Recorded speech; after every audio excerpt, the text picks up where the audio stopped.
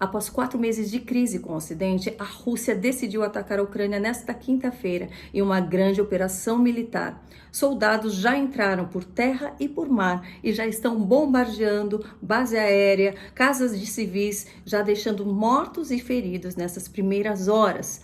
É considerada a crise mais grave militar na Europa desde a Segunda Guerra Mundial. Mas o que isso tem a ver com acontecimentos bíblicos citados nas Escrituras? Vamos entender melhor, conversando hoje com Lamartine Pozella. Lamartine, bem-vindo!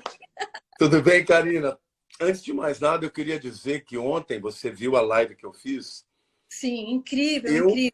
Eu não tinha a mínima ideia que hoje ia haver o ataque e eu profetizei, porque eu falei, eu aposto com vocês que a Rússia vai invadir.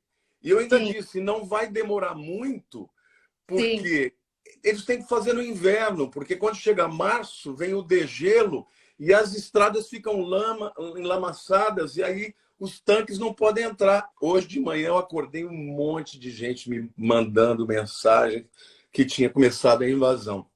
Então, é algo muito importante, é profético, e eu acho que a gente tem muito para falar aqui, para instruir os nossos seguidores, aqueles que estão participando com a gente. Obrigado pelo seu convite.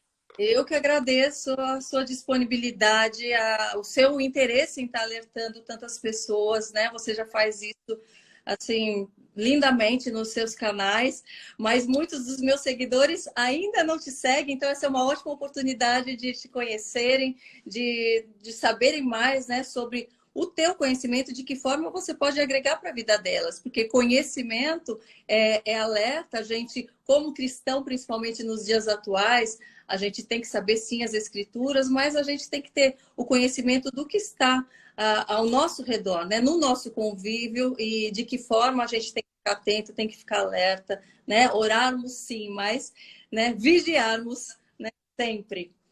É isso mesmo, Karina, você tem toda a razão. E eu vejo que existe ainda muitas dúvidas a respeito, né, dessa guerra que se iniciou agora, horas atrás, né, desse ataque, sobre de que forma isso tem a ver com as escrituras, né? Em que momento ela reflete algo bíblico, né? Já que se falou, né, em outros tempos de guerra, de conflitos, mas porque esse especificamente, né, tem a ver com algo bíblico. Eu já sei a resposta, mas eu quero que você explique para os nossos seguidores e quem está aqui nos acompanhando. Eu queria pedir a sua permissão para, antes de entrar especificamente nisso, já dar aqui um update do que está acontecendo agora, né, da invasão, o que já aconteceu, explicar um pouquinho o porquê desse conflito, né, por que a Rússia está querendo invadir a Ucrânia, e aí depois a gente entra nas questões das profecias bíblicas, que são estarrecedoras. Bom, eu quero dizer para todo mundo, gente, que há algum tempo atrás, vocês sabem que a Ucrânia ela pertenceu à União Soviética. E a União Soviética ela foi desfacelada, né? Foi praticamente dissolvida no ano de 1991. Né? Em 89 teve a queda do Muro de Berlim e em seguida veio, né, o fim da União Soviética, e as muitas nações que eram dominadas pela União Soviética ficaram independentes. Bom, durante esse período, a Guerra Fria, aquela Guerra Fria que havia entre Rússia e Estados Unidos, é chamada de Guerra Fria porque eram muitas ameaças, mas não tinha guerra, porque os dois países tinham poder bélico para acabar com o mundo, né? 40 vezes os dois juntos, né? Então, nunca chegaram às vias de fato, chegaram muito perto naquele episódio de 62, quando a Rússia mandou mísseis atômicos lá para Cuba. Acabaram chegando a uma solução diplomática e nunca mais aconteceu. Quando acabou a Segunda Guerra Mundial, que a Rússia se levantou como um poder, foi criada a OTAN. O que é a OTAN? A OTAN é a Organização do Tratado do Atlântico Norte. Eram 12 nações compostas por nações europeias e Estados Unidos, que foram criados para impedir o avanço da Rússia, que tinha um viés expansionista. Bom, durante todo o período da Guerra Fria, ali na Europa, quem segurava o avanço da Rússia era a OTAN. Quando a União Soviética se dissolveu, a OTAN deixou de ter muito sentido. E eles foram convidando outros países e tal. Hoje tem 30 países. O que começou, de fato, esse conflito? A OTAN convidou a Ucrânia para fazer parte da OTAN. Uhum. Agora, veja, se a Ucrânia faz parte da OTAN, dos privilégios de você fazer parte da OTAN é que se alguém ataca qualquer país da OTAN, todos os outros países vão defender. Existe, inclusive, um exército da OTAN. Então, a Rússia falou, ou eu tomo a Ucrânia agora, ou não tomo mais. Uhum. E ela começou com discussão, o Putin dizendo, olha, vocês fiquem por aí, não vem aqui na minha fronteira, porque do mesmo jeito que os americanos não permitiriam que a Rússia botasse mísseis atômicos lá em Cuba, que está a 80 milhas de Miami, uhum. do mesmo jeito a Ucrânia não poderia ser da OTAN, porque a OTAN ia botar armamento atômico ali a horas de Moscou. Então começou desse jeito as discussões. Mas a partir daí existe um viés que é o seguinte: depois que a União Soviética foi desfacelada, os primeiros 20 anos, a Rússia ficou mergulhada num caos econômico, um problema seríssimo, até que veio o Putin. O Putin, com o jeitão duro dele, ele começou a levantar a Rússia, a guardar dinheiro. Hoje a Rússia tem 600 bilhões de dólares de reserva, ela pode aguentar uma guerra por bastante tempo. E detalhe, a Alemanha, que antes tinha usinas atômicas, a Angela Merkel resolveu acabar com as usinas atômicas para ter uma energia limpa e passou a ficar muito dependente de quem?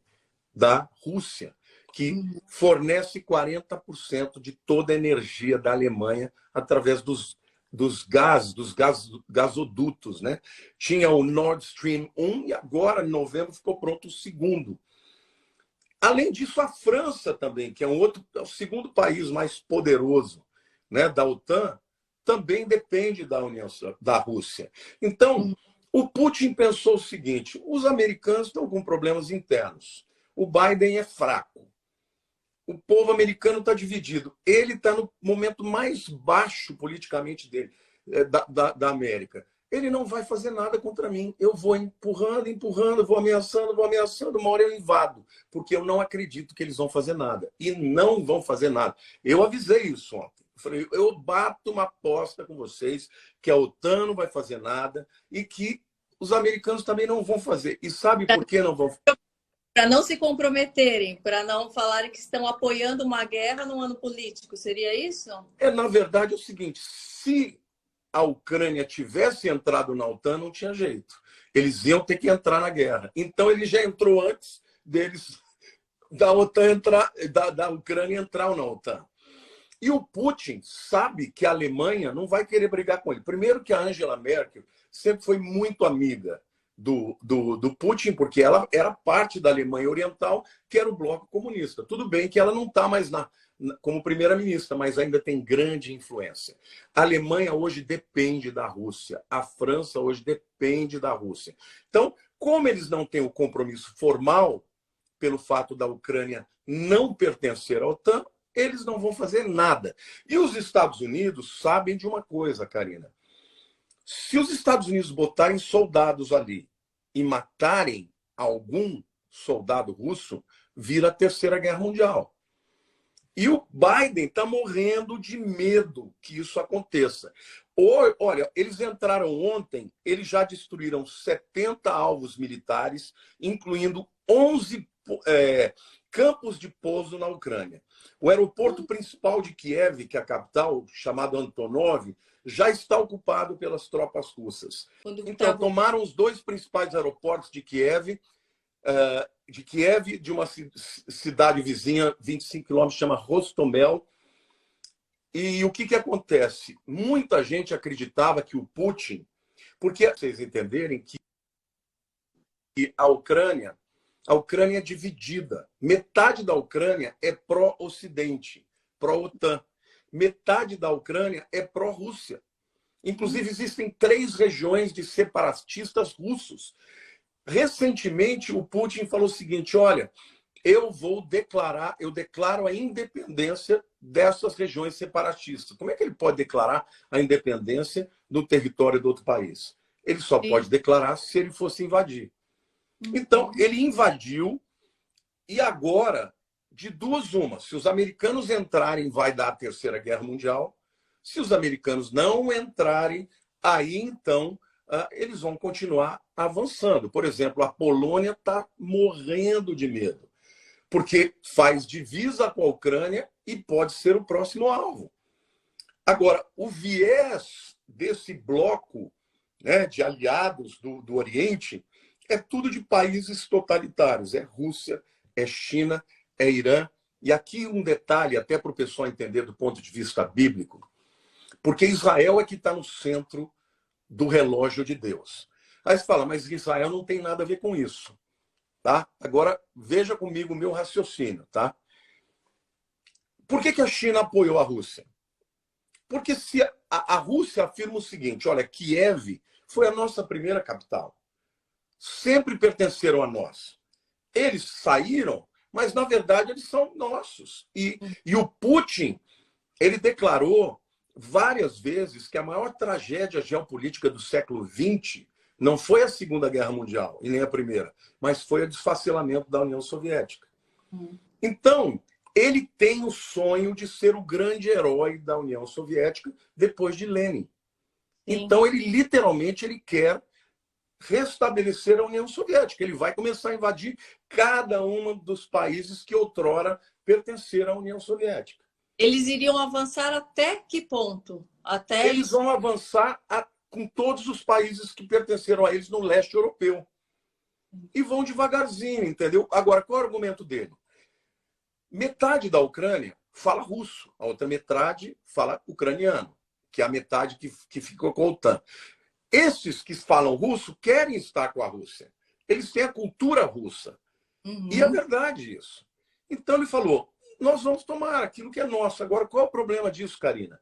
E ali no meio da guerra eles morrem, estão todos misturados também. Como que faz para serem... Não, na verdade, as regiões são diferentes. A região mais ao leste é a região de orientação russa. E ao oeste, que tem mais fronteira com a Europa Ocidental, são os mais ocidentalizados que apoiam a OTAN. Mas o problema disso é a China. Porque a China está esperando para ver. Porque o que a China quer? A China quer Taiwan. A China quer Taiwan. A China nunca aceitou a independência de Taiwan. Mas quando houve a guerra da China com as Coreias, o que a gente sabe é que os americanos entraram lá, apoiaram a Coreia do Sul e também tem bases militares em Taiwan.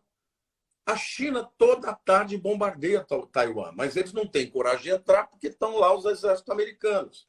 Agora, se a Rússia entrar no território da Ucrânia, que já entrou, o que vem depois? O que vem depois é a China fala, eu também posso. Eu também tenho direito, Taiwan também fala chinês, Taiwan também fazia parte do meu território, eu nunca aceitei e eu vou tomar. Então vejam quem são os aliados ali do Oriente, que são grandemente perigosos. Rússia, China e Irã. E o que o Irã pode com isso dizer também? Então a Rússia invadiu a Ucrânia? Então a China invadiu Taiwan? Eu vou invadir Israel. Porque Israel não tem o direito de ir lá, está tomando o lugar do povo muçulmano. Isso é uma conjectura minha, não tem nada a ver, não tem nada no radar geopolítico, mas eu já estou antevendo que isso pode acontecer. Agora, para que tudo isso aconteça, a gente sabe que os Estados Unidos têm que estar enfraquecido. Porque quem realmente é o xerife do mundo são os americanos. A Europa só entra se os Estados Unidos entrarem. Agora, essa OTAN que está aí não vai brigar com a Rússia, não vai fazer nada. Não, a gente não tem responsabilidade porque a Ucrânia não faz parte da OTAN. E isso é uma questão interna deles, da cultura deles. É isso que eles vão dizer. Então, Putin agiu estrategicamente, porque houve o convite da OTAN para a Ucrânia. Se a Ucrânia entra, acabou. Aí eles não têm como invadir mais, porque aí toda a OTAN teria que entrar em guerra, entendeu? Então, e o que enfraqueceria os Estados Unidos num momento Bom, como os esse? Estados Unidos estão enfraquecidos. Por quê? Porque o Joe Biden, diferentemente do que muita gente acreditava, ele entrou e os Estados Unidos pioraram economicamente. Inflação, desemprego. Ele está agindo como normalmente os países de esquerda fazem. Dão dinheiro para as pessoas. Ele injetou na economia 1,7 trilhão só para infraestrutura. Fora, assim, eu vou te falar uma coisa, porque eu estive lá agora, fiquei 40 dias nos Estados Unidos. Você chega num restaurante, Karina, o restaurante está metade vazio e você está na fila 30, 40 minutos. Um dia eu perguntei, eu falei, mas o que está acontecendo? Eu estou vendo as mesas. Ela falou, não tem pessoal. Para trabalhar. Não tem Todos. gente para trabalhar, porque hoje eles ganham mais ficando em casa com salário-desemprego do que trabalhando de garçom ou de outros serviços. Então, os Estados Unidos hoje estão enfrentando um problema seríssimo. A economia está sendo abalada, o dólar está se desvalorizando. Vejam, aqui no Brasil o dólar já está caindo para baixo de R$ 5, que para nós é maravilhoso, mas para eles é muito ruim. E o Biden nunca teve com a popularidade tão baixa como agora. Até os democratas estão criticando ele. Então ele tem medo do quê? Se ele vai e peita o Putin, pode ter uma terceira guerra mundial. E se ele peita e recua, aí que eles vão dizer é fraco mesmo. Então, ele não vai fazer nada. E, biblicamente, e do ponto de vista profético, Karina, hoje está havendo uma visão de expansão por parte do bloco do Oriente. China está investindo bilhões no mundo inteiro em infraestrutura, aeroportos, portos, entendeu? Ferrovias, em muitos países. Aqui na Argentina já investiram dinheiro aqui. A Argentina já declarou apoio à Rússia. Por quê? Porque já fez aliança com a China. Eles estão querendo restabelecer a chamada Rota da Seca. A China quer ter a hegemonia mundial e está caminhando para isso. E os Estados Unidos estão caindo.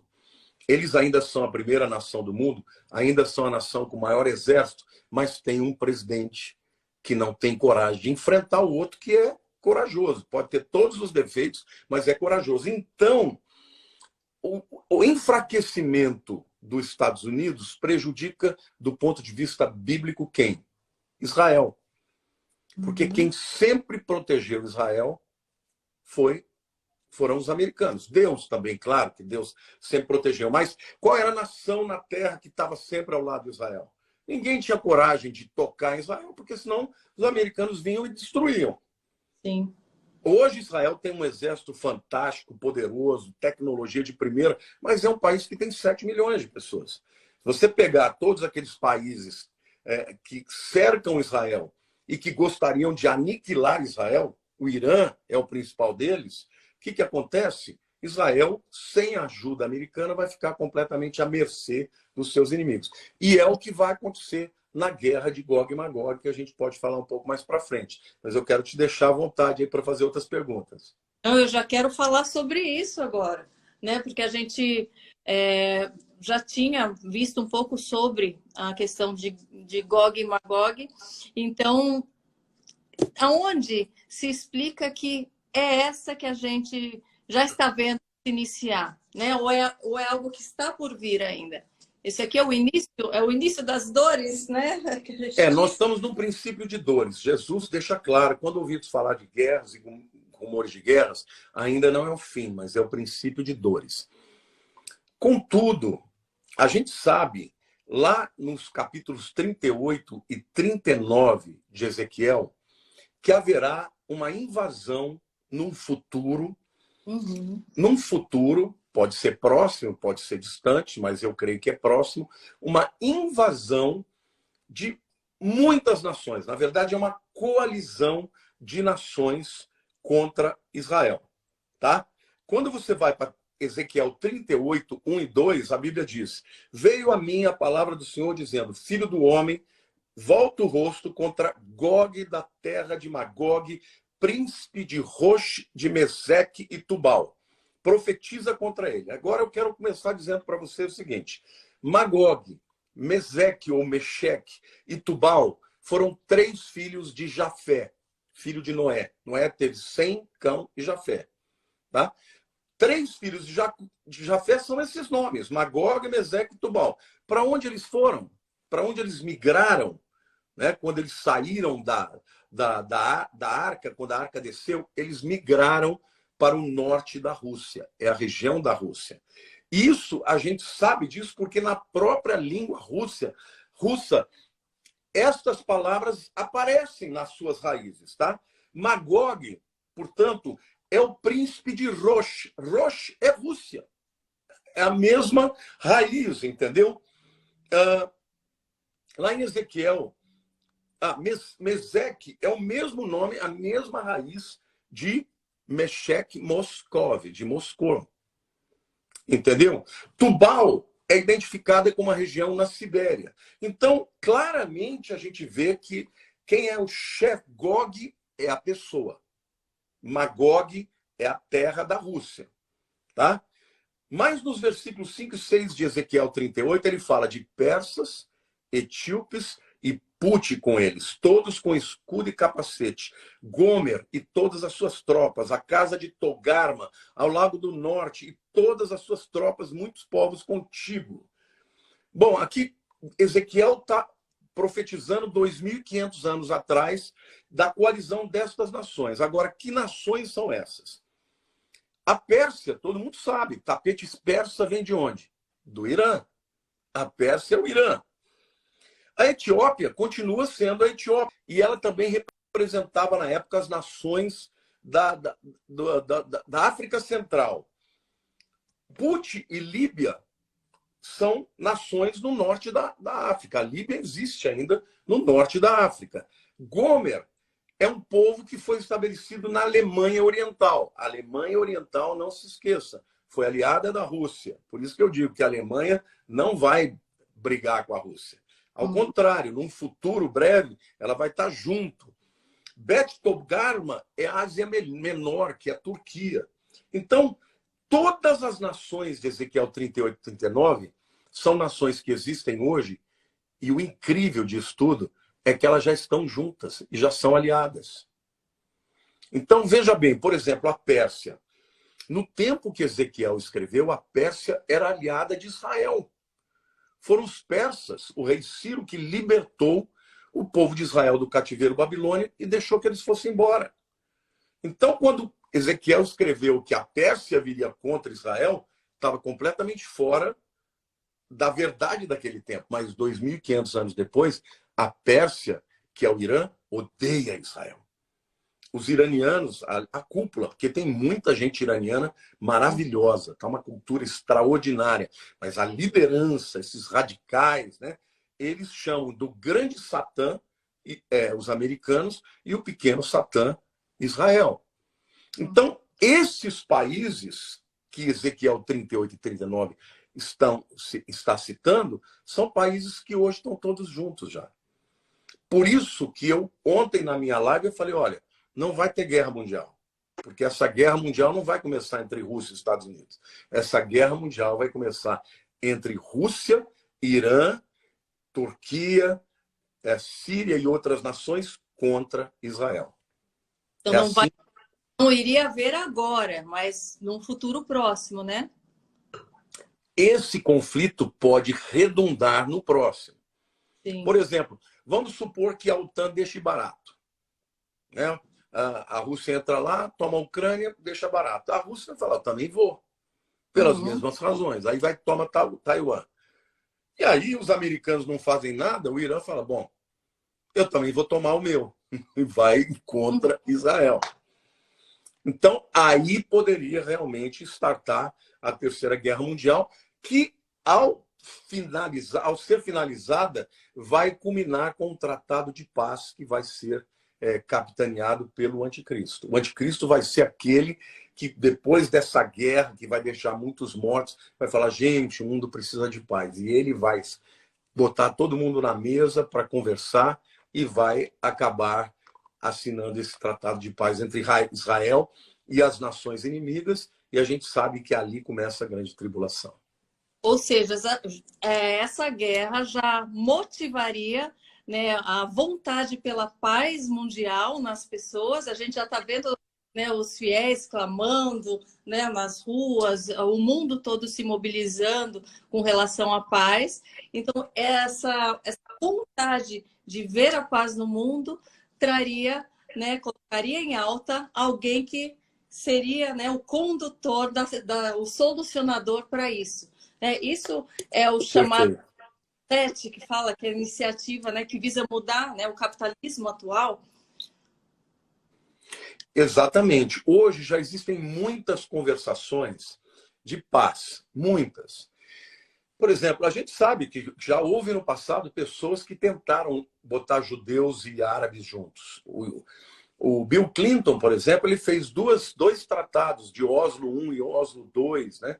Recebeu Yasser Arafat lá no Camp David, lá nos Estados Unidos, né? Que é uma fazenda presidencial, trouxe o Yasser Arafat, o Yitzhak Rabin, que era o primeiro-ministro de Israel, e quase assinaram o acordo de paz. Mas chegou na hora, ele propôs 14 propostas e o Yasser Arafat não aceitou nenhuma. Ele falou, ele veio aqui brincar, não está a fim de fazer paz.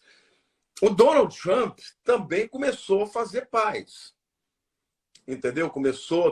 Transferiu a embaixada americana de Tel Aviv para Jerusalém, porque a capital de Israel é Jerusalém, mas o mundo não aceita. Então eles botam as suas embaixadas em Tel Aviv. Uhum.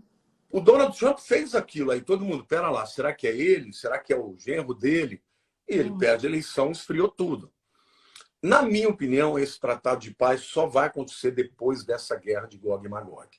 Então, eu digo para vocês, não é ainda Gog e Magog, mas na minha opinião, Putin bem pode ser, eu não estou afirmando que ele seja, mas bem pode ser o Gog. A terra de Magog não existe dúvida de que seja a Rússia. Não existe dúvida que a Pérsia é o Irã, entendeu? Não existe dúvida de que essas nações que estão lá em em Ezequiel 38, 39, já estão juntas agora. Então, pano de fundo mundial, as nações que vão atacar Israel já se juntaram. Uhum. Então, isso é para a gente, a piadinha que eu contei ontem na minha live. Aliás, gente, quem não assistiu, precise ver, já está com mais de 150 mil visualizações.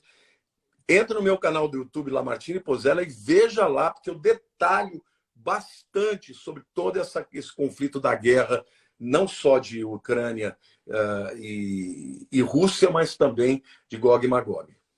Lamartine, a questão desse tratado de paz teria a ver um pouco também com essa unificação da moeda, temos uma moeda única, uma religião única, um único líder. O que viria antes, né? Ou seria tudo ao mesmo tempo? Não, você fez uma pergunta excelente. Aliás, parabéns, você está bem antenada, viu?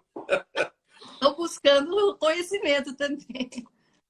Olha, o que nós estamos vendo que esse mundo, a pandemia, serviu como um instrumento de catalisador. O que é um catalisador? Ele apressa uma reação química. Porque o que teria que haver para que o mundo do anticristo, para que o anticristo se levantasse no mundo? Tudo bem que vai ser o acordo de paz. Um acordo de paz vai ser a última coisa. Antes disso, teria que haver uma preparação. Entre outras coisas, as nações começaram a perceber que os problemas que elas estão enfrentando, elas não resolvem sozinhas. Então, elas vão pedir ajuda da ONU. E não é à toa que a ONU está com uma Agenda 2030, onde ela tem uma série de propostas de transformações, tá? Inclusive de moeda única. O que é o reset econômico que está todo mundo falando? Resetar o computador é zerar, começar do zero. Então, eu acredito que o Fórum Econômico Mundial e o reset econômico que o Klaus Schwab, que é o presidente do Fórum Econômico, propõe, é acabar com as moedas de papel, porque existe muita diferença social no mundo por conta das diferenças de moedas, e fazer uma moeda única que seja eletrônica. Tipo o Bitcoin. Não precisa ser o Bitcoin, pode ser uma outra, mas vai ser eletrônica. Porque qual é a vantagem disso? Eles vão dizer, olha, você com o Bitcoin, com uma moeda eletrônica, você evita a burocracia, você faz muito mais rapidamente as transações econômicas. Só que quando você tem uma coisa no papel, aquilo é de verdade.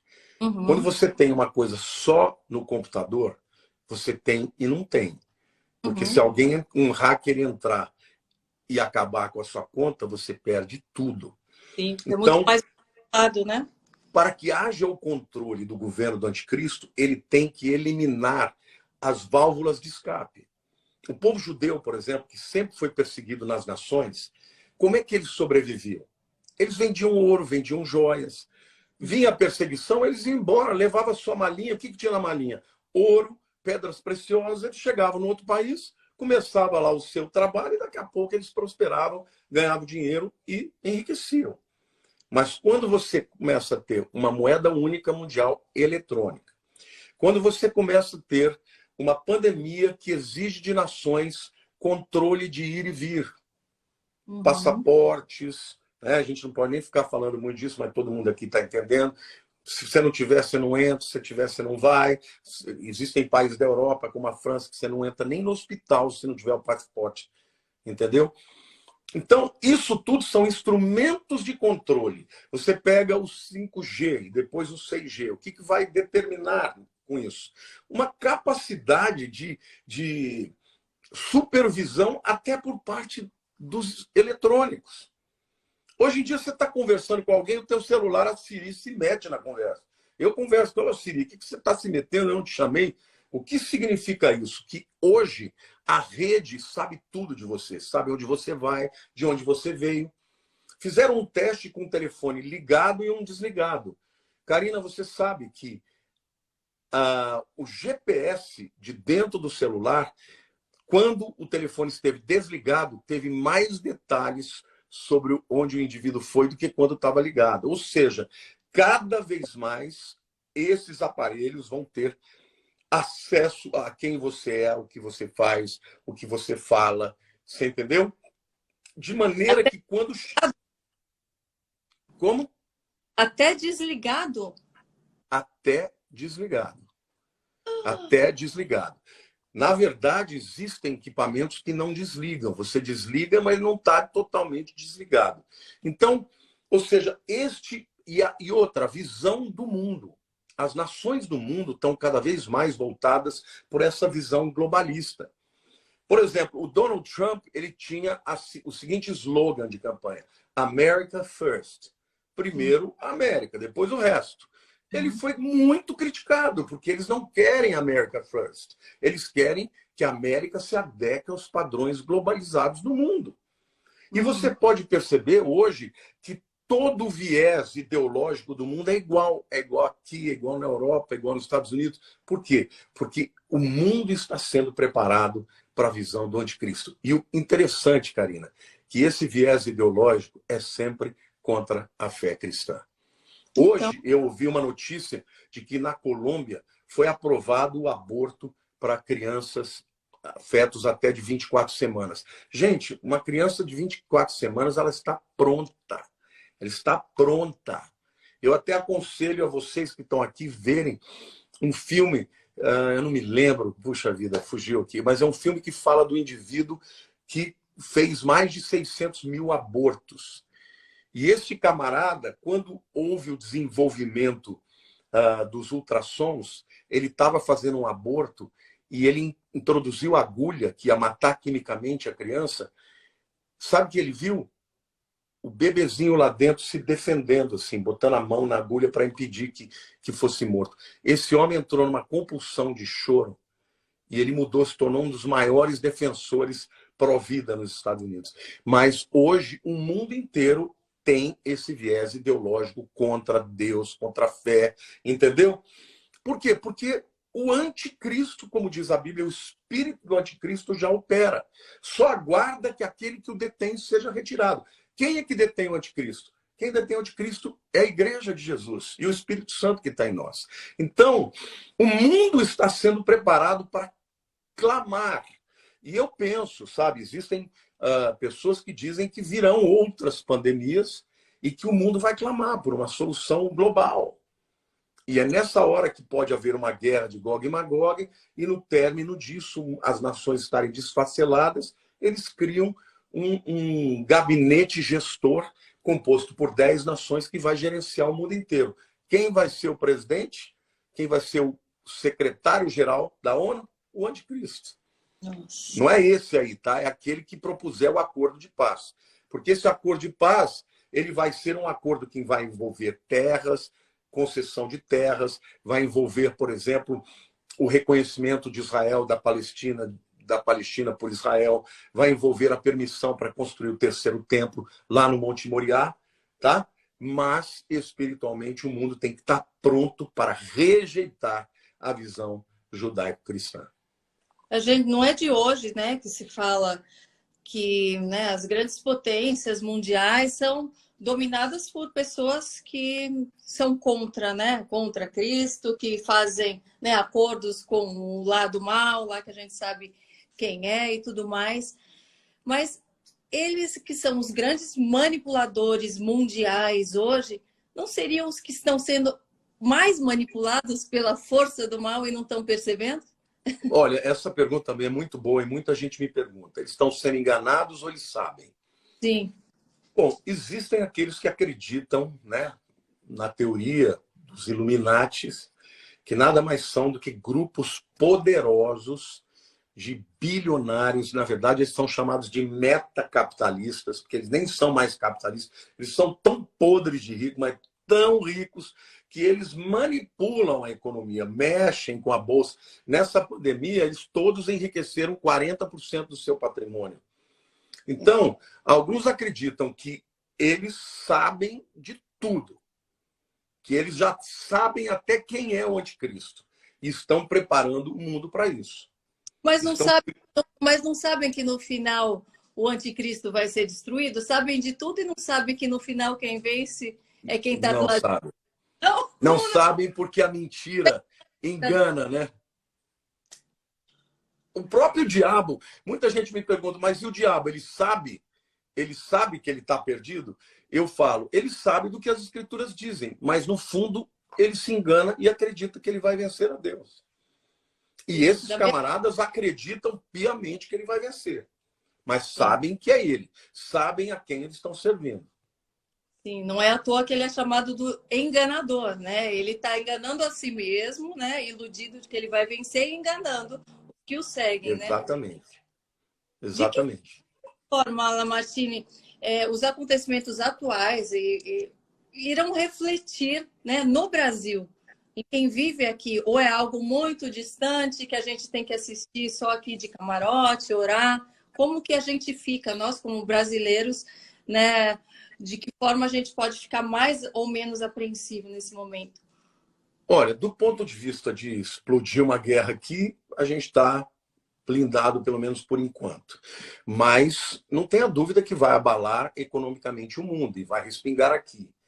Por exemplo, a União Soviética, ela vende muito para o Brasil, que são fertilizantes. O Brasil não tem estoque para mais de que um mês. Uhum. Se a Rússia para de oferecer o fertilizante dela para o Brasil, a gente não tem como plantar. Uhum. Daqui a pouco nós vamos ter crise econômica, porque a agropecuária é aquilo que mais é superavitário na economia brasileira. Né? Até há pouco tempo atrás o Bolsonaro esteve lá e era uma viagem protocolar que já estava estabelecida antes da pandemia, não tinha nada a ver. Só que o Bolsonaro foi lá e falou que ele estava bem com o Putin, acreditando que o Putin queria a paz e apoiou o Putin. Aí o Putin vai lá e declara que o Bolsonaro está do lado dele. O Bolsonaro, ele dá azar até nisso, entendeu? Não tinha nada que dizer eu apoio o Putin quando o Putin está pronto para invadir um negócio. O Putin foi lá e usou, olha, tá vendo? O Brasil me apoiou. E não é verdade. Aí o vice-presidente já disse não. Nós apoiamos a Rússia nos relacionamentos comerciais com o Brasil, mas nós apoiamos a Ucrânia. Mas o presidente Bolsonaro não se pronunciou, porque ele sabe da importância que a Rússia tem para com o Brasil, principalmente nessa questão de fertilizante. A Ucrânia, por exemplo, ela vende trigo para a Turquia. Né? Lembra que eu falei para você no começo que a Turquia tinha feito um acordo, ou eu não falei, estou falando agora, a Turquia assinou um acordo comercial com a Alemanha em que os refugiados, principalmente da Síria, ficariam ali na Turquia. E, em contrapartida, a Alemanha paga bilhões por ano. Uhum. Agora, se a Turquia passa a ter uma crise de alimentos, que ela importa muito trigo da Ucrânia, o que acontece?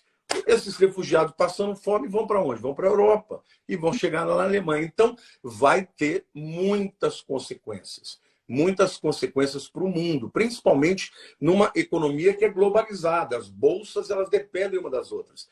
Isso pode trazer abalos muito fortes para a economia e, obviamente, num ano de eleição, isso, mais uma vez, pode refletir no resultado final. Então, guerra aqui eu duvido muito. O Brasil está muito distante, entendeu? Até porque o Brasil é um país que não faz parte da OTAN, não tem nada a ver com isso, mas que pode ter consequências econômicas, sem dúvida alguma.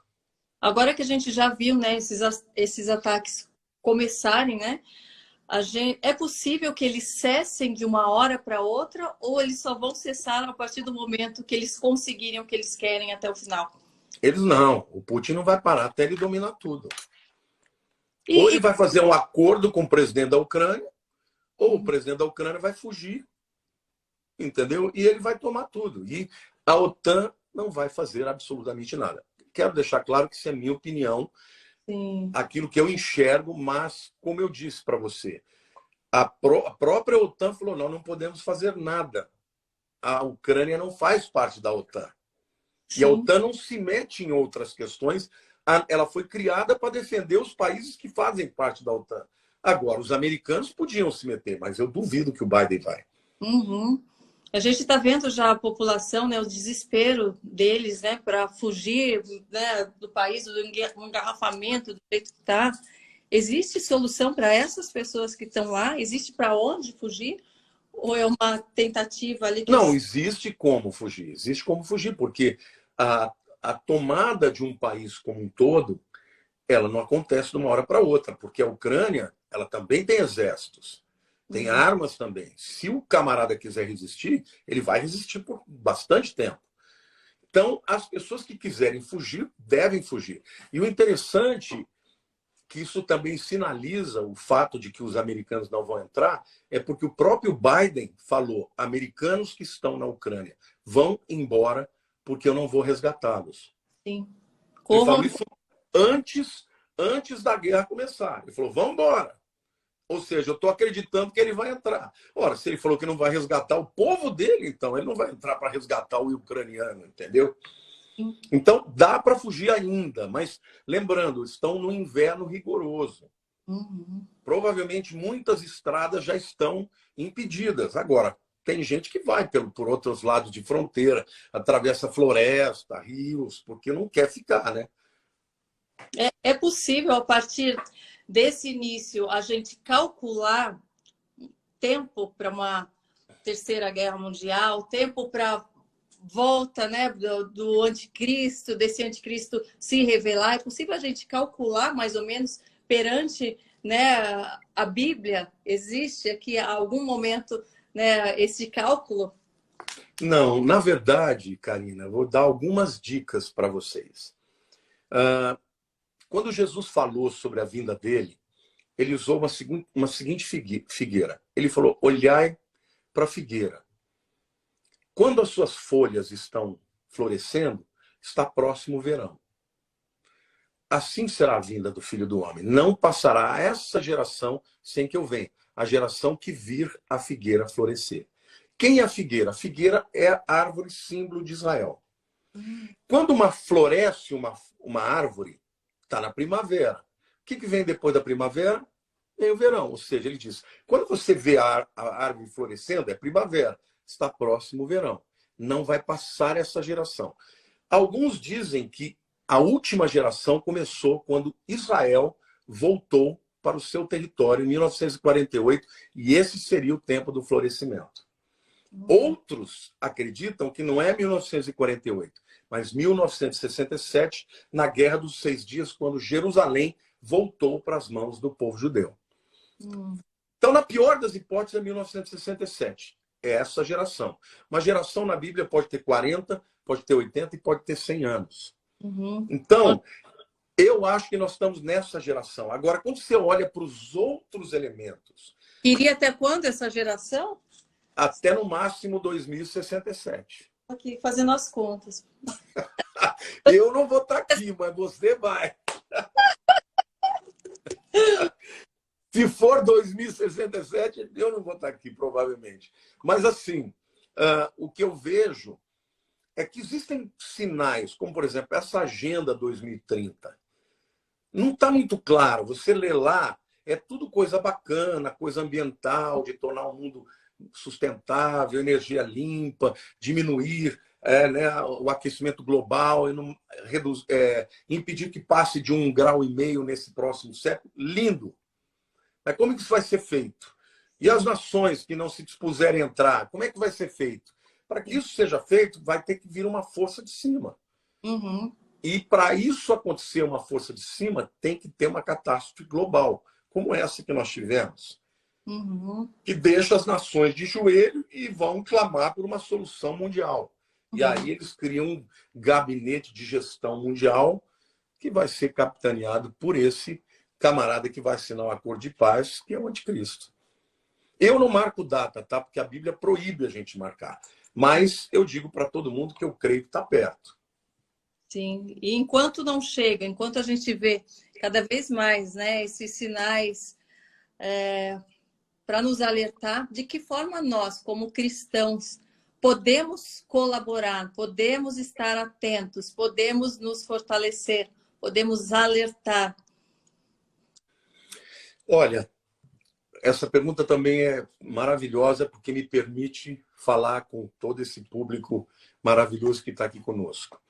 Jesus, certa vez, ele disse para os seus discípulos: vocês são a luz do mundo e o sal da terra. O que ele quer dizer com isso?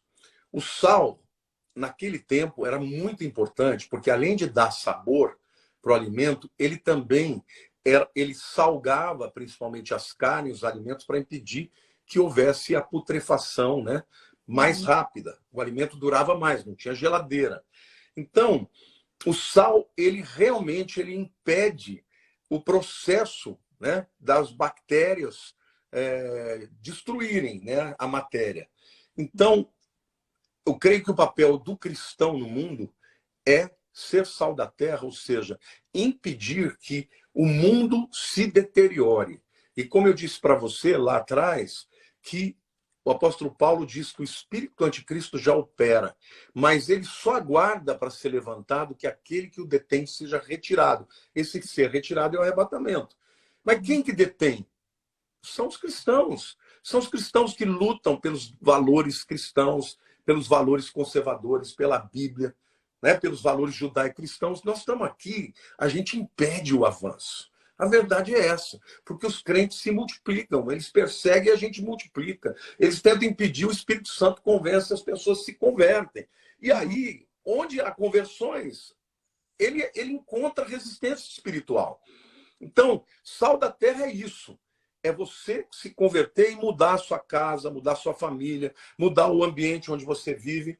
E as pessoas que se convertem, elas vivem, né? E o sal faz isso, prolonga a vida. Por outro lado, luz do mundo, na Bíblia, nas Escrituras, luz é sempre símbolo de Deus. E trevas do maligno. Então, o que é a luz do mundo? É aquele que vem...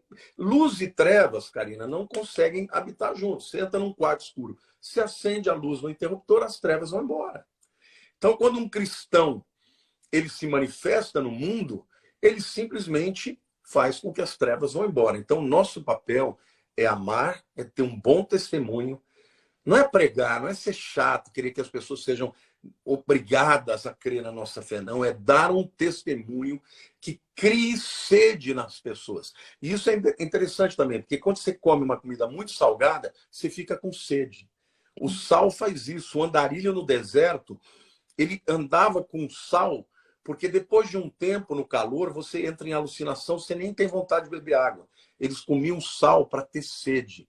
E o sal, além de tudo, mantinha o líquido no corpo, né? A gente sabe que quanto mais sal come, você incha. Pois é, era uma forma de evitar também a desidratação. O crente, o cristão, ele tem que ser isso. Ele tem que gerar sede do amor de Deus na vida das pessoas. Enquanto estivermos aqui, nós vamos invadir e vamos alcançar muita gente. De que forma você incentiva as pessoas a não se amedrontarem por essas notícias? A gente ouvindo de que o cristão vai ser perseguido, de que o cristão vai chegar um momento que não vai poder mais falar da palavra de Deus. Eu acho que muitos que ainda estão em dúvida da conversão acabam se apegando, né, a esse aviso, a essas profecias, e ficam temerosos em assumir um posicionamento. E acabam se enfraquecendo, né, de uma forma ou de outra. Então, de que forma o senhor pode encorajar essas pessoas a não temerem por essa perseguição e seguirem confiantes e decidirem, né, se converter, decidirem assumir os seus papéis, né, como cristão? Bom, eu digo o seguinte, em relação à grande tribulação, que é o momento mais terrível que vai acontecer na história da humanidade, eu digo para você que há promessas na Bíblia de que a igreja não passará por isso.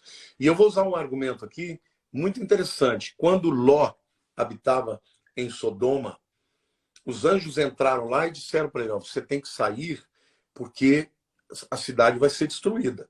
E Ló, ele quis então ir lá pegar os seus pertences, as suas roupas, o seu dinheiro. Os anjos pegaram no braço dele e falaram: não, você tem que sair agora. Nós vamos destruir essa cidade, mas enquanto você estiver aqui, nós não podemos destruí-la. Ora, se Deus não destruiu uma cidade por causa de um homem justo, que dirá de uma multidão de pessoas que confessam seu nome? Então, eu creio muito no arrebatamento da igreja antes da grande tribulação. Porém, nesse período que antecede, que é chamado do princípio de dores, muitos cristãos estão morrendo, perseguidos pelo evangelho. Eu digo para você, busca o Senhor, porque por pior que seja a perseguição, Deus é soberano, Ele está no trono, Ele cuida dos seus, e se você tiver a honra e o privilégio de ser morto por causa dele, você receberá um galardão no céu muito extraordinário. Tem um trecho do Apocalipse em que João vê uma multidão de pessoas de vestes brancas. Ele fala: quem são estes que estão vestidos de vestes brancas? Era uma veste especial. E ele ouve uma voz dizendo: estes são aqueles que morreram na grande tribulação, que foram decapitados, mas não adoraram a besta e permaneceram firmes com Jesus. Então, eu sempre digo, se nós não tivermos a honra de morrer por Jesus, que nós tenhamos a honra de viver para ele. Agora, aqueles que morrerem por ele, esses vão receber um galardão extraordinário. Extraordinário. Eu creio nisso. Então, fica firme, gente. Jesus diz: quando vocês virem todas essas coisas acontecendo, levantai a vossa cabeça, exultai, porque está próxima a vossa redenção. Oh, aleluia! É um tempo maravilhoso esse que virá para nós. Amém. Que a gente siga com fé, que a gente siga confiante, que a gente perceba o que está acontecendo no mundo, que a gente faça o nosso melhor com amor, né? Sendo apoio para aqueles que precisam, né? Sem pensar em apenas nós, né, sairmos salvos, porque com egoísmo a gente não está cumprindo o nosso papel, né, como ser humano, como filhos de Deus. Então, que a gente pense no próximo, que a gente pense com amor, que a gente ore por eles, que a gente repare quem está ao nosso redor, né, os nossos familiares também, e não só olhar lá para fora, mas olhar para dentro de nós mesmos. E eu queria finalizar com um conselho aqui da carta de Paulo para Timóteo, que nos diz, que nos orienta aqui sobre a oração. Em primeiro lugar, eu peço que sejam feitas orações, pedidos, súplicas e ações de graças a Deus em favor de todas as pessoas. Orem pelos reis e por todos os outros que têm autoridade, para que possamos viver uma vida calma e pacífica, com dedicação a Deus e respeito aos outros. Isso é bom. E Deus O nosso Salvador gosta disso. Ele quer que todos sejam salvos e venham a conhecer a verdade. Pois existe um só Deus e uma só pessoa que une Deus com os seres humanos. O ser humano Cristo Jesus, que Deus Aleluia. para que todos fiquem livres dos seus pecados. Aleluia. Prova dada no tempo certo de que Deus quer que todos sejam salvos. Então, que em todos os lugares os homens orem, homens dedicados a Deus, e que ao orarem, eles levantem as mãos sem ódio e sem brigas. Que lindo. Que essa carta nos oriente, que essa carta nos inspire. 1 Timóteo 2. Que ela nos inspire a sermos essa pessoa que está orando, que está buscando pela paz. Eu gostaria que o senhor finalizasse também com uma oração, que a gente fizesse uma oração por todos que estão passando por esse momento, né? Que a gente intercedesse por eles e que todos aqui se unissem com a gente nesse momento, que a gente fechasse os olhos e clamássemos por essa paz que todos precisam. Senhor Deus, eu quero te agradecer pela esperança que podemos ter em Ti. O Senhor é a nossa âncora, a nossa firmeza. Nós temos, ó Deus, vivido sobre a rocha que é Jesus. Pai, tantas vidas estão angustiadas, ansiosas, com medo. Muitas vezes, ó Deus, presas aos pecados do passado e com medo do futuro, Senhor. Que a paz que excede o entendimento guarde o coração delas. E que nesse momento elas possam abrir o seu coração para receber a Jesus como seu Senhor e seu Salvador. Porque ao receber Jesus, ó Pai, elas vão receber também o Espírito Santo. E desta forma, elas poderão viver nos momentos difíceis, nos momentos alegres, sabendo que aquele que começou uma ótima obra na vida delas vai completar até o dia que o Senhor venha. Eu as abençoo e declaro, Senhor, que a palavra de salvação está no coração de todo aquele que invocar a Cristo hoje. E eu quero terminar essa palavra dizendo, querido, se você ainda não convidou Jesus para ser o seu Salvador, eu não estou te chamando para uma religião, eu estou te oferecendo um Salvador que morreu na cruz pelos meus e pelos seus pecados.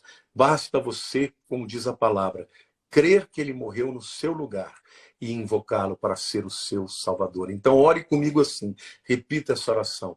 Senhor Jesus, eu sei que eu sou pecador, eu sei que eu preciso de um Salvador, mas eu te convido hoje para entrar na minha vida. Entra e dirige minha vida para todo sempre. Amém. Se você fez essa oração, a Bíblia diz que o teu nome foi escrito no livro da vida. Deus te abençoe. Karina, obrigado pelo convite. Foi maravilhoso, uma multidão aqui com a gente. E eu sei que essa palavra vai muito mais para longe.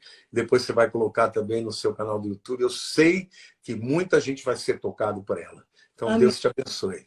Eu que agradeço, eu que peço para que você continue sendo essa luz no mundo, continue sendo abençoado, direcionado por Deus, por Cristo, nessa terra que está tão necessitada. Amém. Que todos que estiveram com a gente nessa live possam sentir essa presença de Deus em nossas vidas, em suas vidas, que vocês possam refletir essa luz para o mundo, refletir essa luz dentro dos lares de vocês, dentro das famílias de vocês, através das redes sociais. Compartilhem esse vídeo que vai estar disponível no canal Karina Bach do YouTube. Sigam Lamartine no canal dele também do YouTube, Lamartine Pozella, com grandes conteúdos diários que vão edificar a vida de vocês também. Sigam perseverantes, esperançosos, cheios, aleluia. Cheios da vida de vocês. Obrigada por estarem aqui. Logo beijo. Temos mais para vocês. Espero que com boas e boas notícias. Amém. Fiquem com Deus.